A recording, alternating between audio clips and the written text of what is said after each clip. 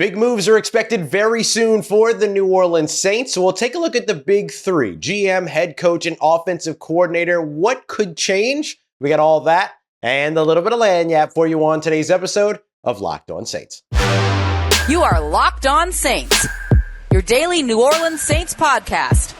Part of the Locked On Podcast Network, your team every day.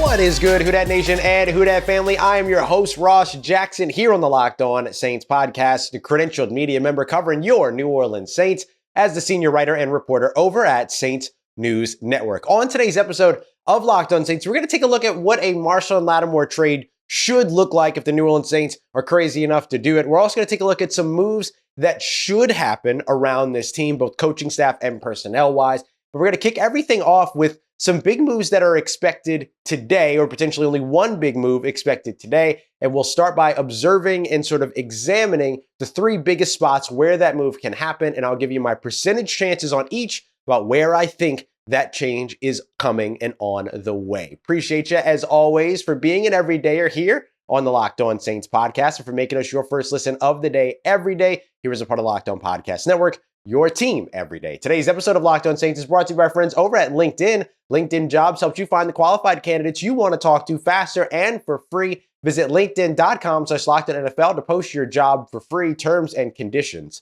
apply. So big changes are expected for the New Orleans Saints as early as today. And so we're going to explore the top three spots where those changes could potentially take place.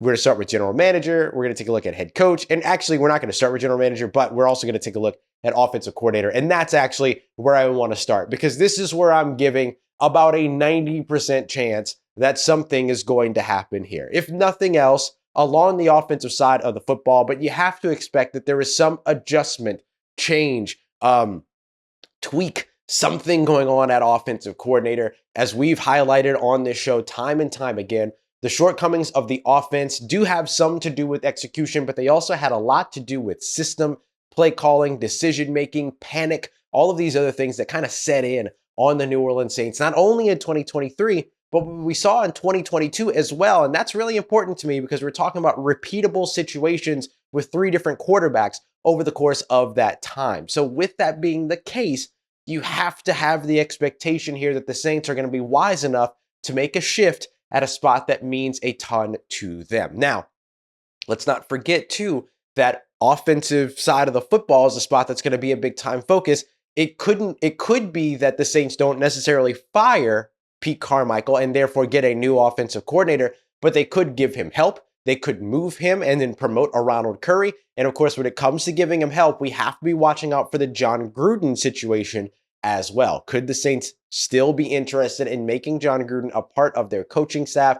And if so, obviously that would be on the offensive side of the football, which impacts your offensive system, impacts your offensive play calling. I don't want to scare anybody here, but when you think about the playoff games from this past week, the Monday night game between the Philadelphia Eagles and the Tampa Bay Buccaneers, Matt Patricia, senior defensive assistant and also play caller. So there is a chance that if you look at somebody that gets brought in as a senior offensive assistant, like a Jon Gruden he could also be the play caller without actually moving on from Pete Carmichael as offensive coordinator. So just because the offensive coordinator spot doesn't change hands and become a different name, it doesn't mean that the New Orleans Saints don't have the opportunity to make a change that, I guess in the Jon Gruden case, I'll say more than likely won't pan out, but that could pan out and still improve that offensive system. I'm a little bit low in terms of what my expectations of how a Jon Gruden offense of the early 2000s could possibly help the New Orleans Saints catch up with today's game here in 2024, but certainly could help in some way to get better than they were last year. And I think that's got to be the bottom line goal. Doesn't have to be that you have to be the best offense in the NFL. Doesn't have to be that you fully get into today's NFL, I suppose. It's just, can you be better than you were the past 2 years? Because if you are on the offensive side of the football, especially with the potential of Bill Belichick coming to the division, people were kind of poo-pooing that, but you saw the interview between Belichick and the Atlanta Falcons. You want to at least step your offense up a notch, Bam Eberle Lagasse style, right? Like you want to do something that gets it better. And I think that's got to be the main focus. Let's go to the other two spots that I said that we would talk about: general manager, head coach. I give these probably about a 5% each. So that gives us our 100% there in total, 90% to offensive coordinator, or at least something that immediately impacts the offensive coordinator. And then I'll give 5% each on head coach and general manager. I don't expect anything to happen in either of these cases. The only situation, and so just to highlight, Dennis Allen, I expect, will be the head coach in 2024. He's told us that he expects to be the head coach in 2024. We've been telling you on this show for months that you should expect him to be the head coach in 2024. Ian Rappaport's talking about it. Mike Florio's talking about it. Everybody has kind of already said here as of late that Dennis Allen's safe. So the expectation is that he's going to get a third year in 2024, but no doubt it will be his final shot. If things don't go well, the Saints will be in the head coaching search very likely in 2025 and probably have a good draft pick out of it going into that year as well if things really don't go Dennis Allen's way. So that's the expectation that I have there. Nothing will very likely happen at head coach. General manager, I'm giving a 5% chance right now, but I will say this. Jeff Ireland interviewing with the Los Angeles Chargers, or at least was requested to interview with the Los Angeles Chargers. Kai Harley requested to interview with the Carolina Panthers. In either of those cases, especially Kai Harley, if he ends up getting a job offer from Carolina, then I could see maybe this general manager conversation ticking up in percentages a little bit, maybe Mickey Loomis moving to another position, Kai Harley sticking around as general manager. I think that's been sort of like a fun idea to toss around. I'm not so sure that ticks up, though, very drastically. Like, I think that takes it from maybe like a 5% chance of something happening there to like a 7% chance of something happening there. I don't think that the Saints would be so ready to keep Kai Harley that they would move Mickey Loomis to a different position and then do all that. But we'll see. I mean, look, this is an organization that has moved, mountains before to keep people around. You remember what happened when between Sean Payton and Ed Orgeron when LSU was trying to hire Ryan Nielsen over as their defensive coordinator, and so Sean got mad because Ed didn't talk to him, so he basically promoted him to assistant head coach and all this other stuff. Like, we've seen the Saints move mountains to keep guys around and everything. It's just going to be pretty tough to say, all right, you give up your job, he's moving into that job, you do this now. I mean, the Saints could do it and then effectively just move the responsibilities around so that things don't really change. But hey, Kai gets paid a little bit more, and that's awesome, or a lot more. But I don't know if the Saints are going to do that. So I would say that that's like a fun thing to speculate on. Whether or not the Saints do it, though, I think is it depends just on how desperate they would be to keep Kai Harley around. And if I'm the Saints, I'm pretty desperate to keep Kai Harley around, if I'm being honest. So I don't know, maybe I could talk myself into it, but it's just not something that I project at this moment, but it's certainly not something that I would call impossible. So just to review, I don't think you're going to see a change at head coach today or this week. I don't think you're going to necessarily see a change at general manager today or this week. I do think, though, that we're going to see something happening on the offensive side of the football that drastically impacts offensive coordinators, whether that's a change at offensive coordinator, additional help, or a shift of responsibilities to move somebody else into that role internally, like a Ronald Curry, for instance. Then I could see those things happening. And in fact, I would sort of be shocked if something like that didn't happen. And what I wouldn't be shocked about is the response from the fan base if things didn't change over quickly over at the offensive coordinator spot, because that's going to be a tough sell for the New Orleans Saints if they don't go that route. So that's looking at our big three there: head coach, general manager, offensive coordinator. But what are some of the other changes that could potentially happen for the New Orleans Saints? We're going to break that down because we got much more for you here on today's episode of Locked On Saints, part of Locked On Podcast Network, your team every day. Today's episode of Locked On Saints is brought to you by our friends at LinkedIn Jobs. Maybe the New Orleans Saints might be tapping into LinkedIn Jobs here this week. We'll see, with some expected changes on the way as early as today. We'll see exactly what it is that happens. But maybe you're a small business owner. You know how it goes. You got to wear a whole bunch of hats and everything. And LinkedIn Jobs understands that, especially when it comes to the hiring process. So it builds a bunch of tools to try to make things a little bit easier for you as well, including even generating job descriptions, things like that. And of course, giving you access to a network of over 1 billion BILLION professionals. It is easier when you're dealing with that kind of job pool. So head over to LinkedIn today to post your job. That's linkedin.com So it's Locked On NFL to post your job for free. Post your job for free today at linkedin.com/lockedonnfl. It's allowing you to post your job for free today. Terms and conditions apply. All right, family. What are some of the other big changes that could happen for the New Orleans Saints, including further shifts on their offensive coaching staff? We've got that as we continue on with today's episode of Locked On Saints. Thank you very much for being an everydayer here on the show. Don't forget, you can go and find that Locked On Sports Today 24/7 national sports stream on YouTube, the first of its kind on YouTube. Be a part of history today by subscribing to Locked On Sports Today on YouTube today. All right, so I've got 6 things that I think the New Orleans Saints could change outside of that potential offensive coordinator shift, impact, tweak, however you want to look at it. Even though general manager and head coach are going to be the same, I still think that there are some big changes that could be on the way for New Orleans in addition to that OC spot. So let's start off with number 1, the offensive line coach. When Doug Marrone was added to the New Orleans Saints coaching staff as the offensive line coach, I thought that that was going to pay dividends for New Orleans.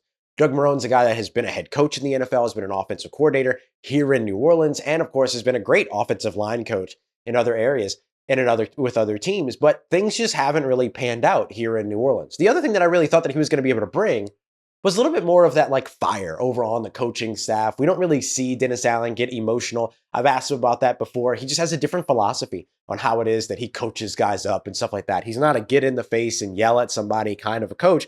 He's a little bit more of a, wanting to kind of see everything work out and kind of, nurture a little bit. And look, you could say that that's the wrong approach. You could say that that's the right approach, but from the wrong person. Like, you could say whatever you want to say about it, but that's the approach, right? So I thought that maybe Doug Marrone would give the team a little bit more of a balance in terms of, a fiery head coach that's out, or a fiery coach that's out there doing stuff, but he can only do so much. He's the offensive line coach, right? He's not the assistant head coach either. That's Darren Rizzi. And Darren Rizzi, believe me, provides a lot of fire, don't get me wrong. And so Darren does a really good, Coach Rizzi does a good job with all that.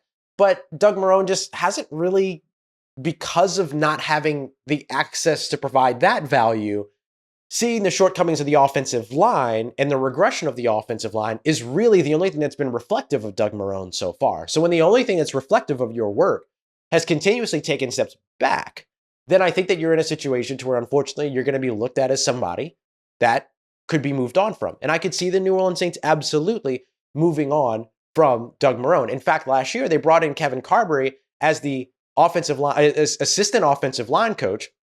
And then Jari Evans was working with the position group as an offensive assistant, future Hall of Famer, Jari Evans. But Kevin Carberry, before he showed up in New Orleans, was an offensive line coach on his own in Los Angeles. And so you already kind of have a built-in successor in a way where you could pretty easily make that change. And boy, wouldn't it be nice to reunite Kevin Carberry with a guy like Zach Robinson of the Los Angeles Rams, who's the passing game coordinator for that team, who's a potential offensive coordinator target in this year's coaching search, who could be a good fit for the New Orleans Saints if they really, really, really want to take their new offensive system or their opportunity in a new offensive system and just thrust it forward. I think that would be a good pairing to have those two guys back together. Could certainly help each other out in terms of translating the language and things like that. So just some connective tissue there that probably means nothing, but I do think that a change in offensive line coach feels likely. Number 2, not only do I think that the offensive line coach is a spot that could change, but I do think that rebuilding the offensive line, particularly with both tackle positions right now uncertain in terms of their future and what's going to happen with Trevor Penning, will he continue to develop? Will he get opportunities to develop?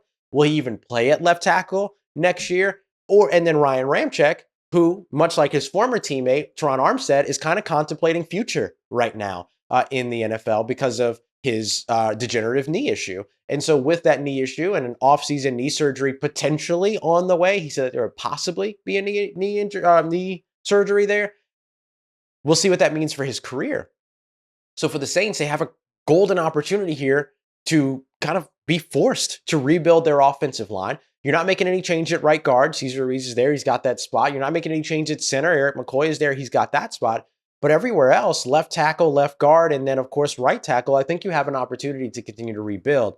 And if you're not rebuilding the starting lineup, you're at least able to continue to rebuild the depth there and then figure out where James Hurst fits in the best for you as well. Is he still your left guard next year? Does he go out to be your left tackle again? Or do you end up adding enough talent that he becomes the sixth offensive lineman? So we'll see exactly what happens there. All right, let's go to the defensive side of the football here for number 3. I think adding speed. Oh, actually, it's not just a defensive football. I've got 3 positions where I think the Saints should focus on adding speed: defensive line, linebacker, running back.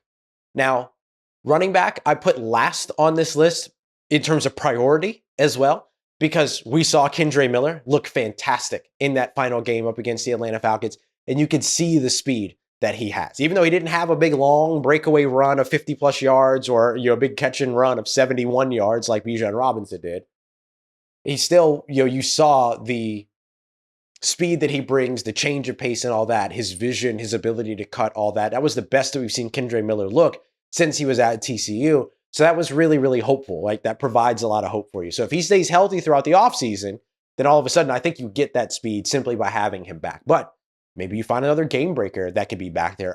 You're not going to find a Jahmyr Gibbs like you had one in Alvin Kamara already, and then you got Jahmyr Gibbs. Now you're going to have to wait a few years before you get another guy like that. But can the Saints find a way to add some more speed to the backfield? And I think similarly, as offenses across the NFL continue to add speed to their backfield and have that complement of the 2-back systems and all that stuff, and having 2 backs on the field at once and all, you see Green Bay doing that a lot, or multiple tight ends. You have to have speed at linebacker as well, cover sideline to sideline, but also be able to beat a running back to the sideline on an outside run and things like that. So with that linebacker core now adding injury to age, right? Demario Davis getting a little bit older, but Pete Werner looking good. But Nephi Sewell, who was coming on, he had the season-ending injury in a closing game, or in a closing couple of weeks. But you know what I mean. He's going to have to come off of that. Will Zach Bond even be back, even though he's more of a defensive lineman now, working more with the defensive line?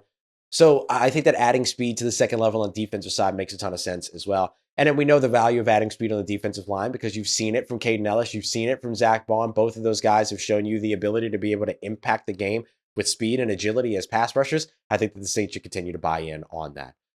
Number 4, I think you got to move on from Marcus May at safety. The guy hasn't been able to get out on the field, and you got a great young rookie or second-year player now upcoming in Jordan Howden.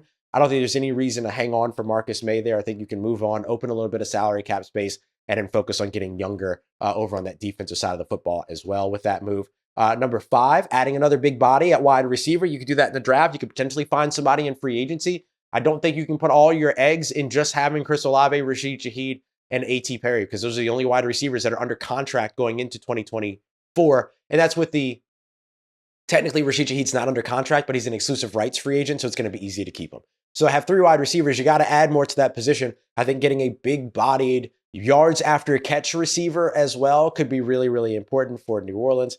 And then finally, number 6, and this is a move that I don't think should happen, but one that I'm on the watch for. Could we see a Taysom Hill trade this offseason? I don't think the New Orleans Saints should do it. I think Taysom Hill should be a lifer. He should retire as a New Orleans Saint. But with everything that sort of, all the sort of signs are pointing to this regime moving on from the players of the previous regime, I could see maybe a surprise Taysom Hill move here this offseason. But my fingers are crossed that it doesn't happen. He's a lot of fun to cover. He's a lot of fun to watch. And look, I think he's so unique. He's a Saints Hall of Famer. He's a guy like a Saints Hall of Famer. I think that he's a guy that should stick around and should be able to finish his career here in New Orleans. But if the Saints are focused on getting younger and if they're focused on moving on from the previous regime's sort of guys, Taysom Hill kind of checks both of those boxes. So we'll see. We'll see. Fingers crossed, though, that we see Taysom Hill finish his career here in New Orleans. All right, coming up next, I'm going to take a look at a potential Marshon Lattimore trade. If the New Orleans Saints are crazy enough to do it, who are some of the people that would come calling? Well, the answer is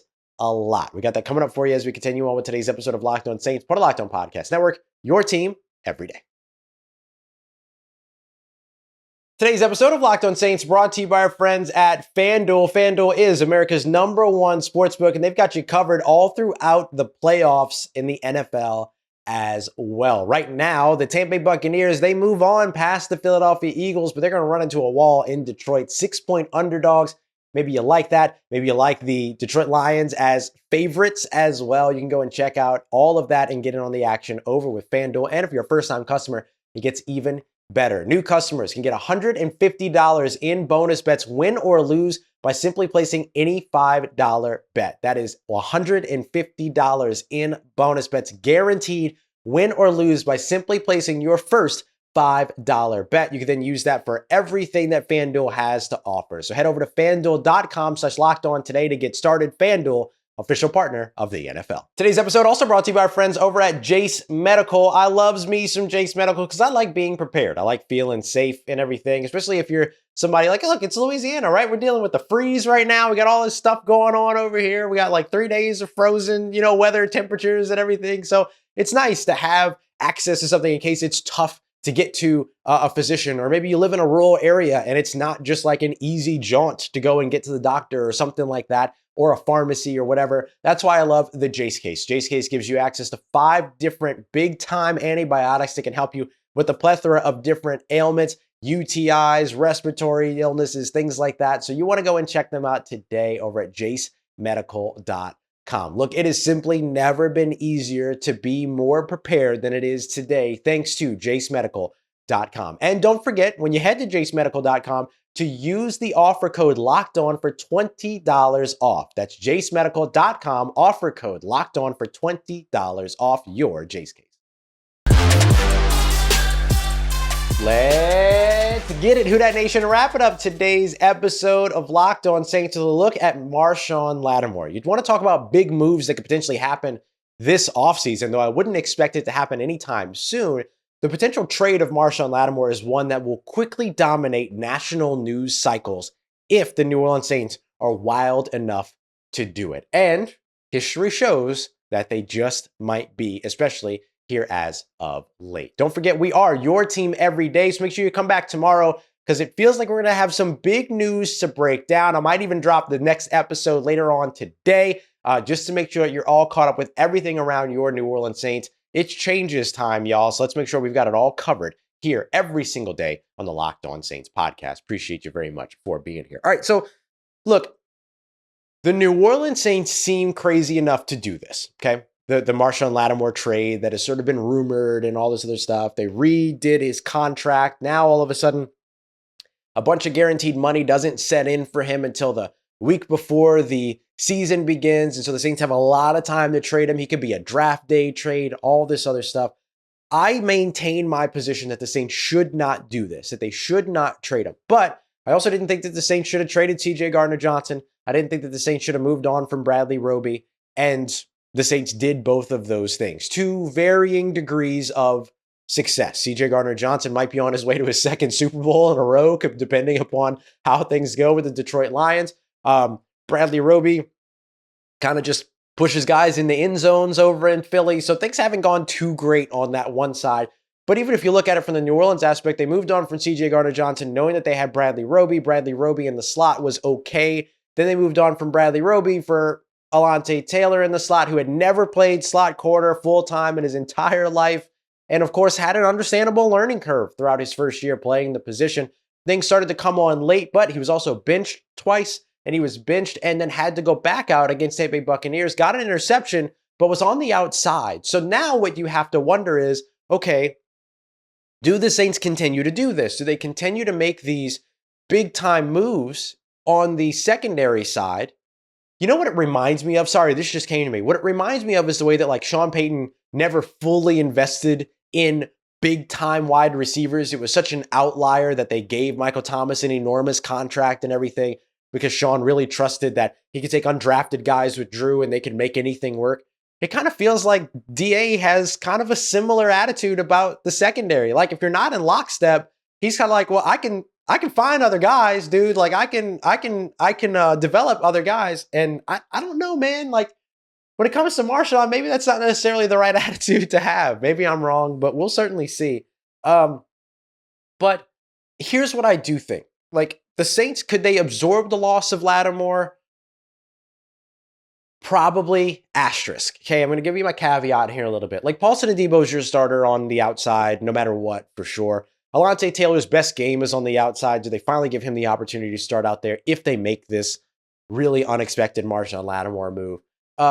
Which, by the way, there's still a ton of dead money attached to Marshon Lattimore's name, too, even though that they moved a little bit of money from this year over from setting in and adding to the dead cap situation. There was still already a bunch of dead cap that's a part of Marshon Lattimore. That doesn't just go away. And then look, Isaac Yiadom was awesome. And he's a guy that I think should be back in 2024. So here's the way that I phrase it. There would definitely be a drop-off losing Marshon Lattimore. There's absolutely no doubt about that. But I do feel like the New Orleans Saints could survive the loss enough to say, I told you so. But that's about it, right? I don't think that they would have the best secondary in the NFL. I don't think that their secondary would get better with the loss of Marshon Lattimore. That's just wild.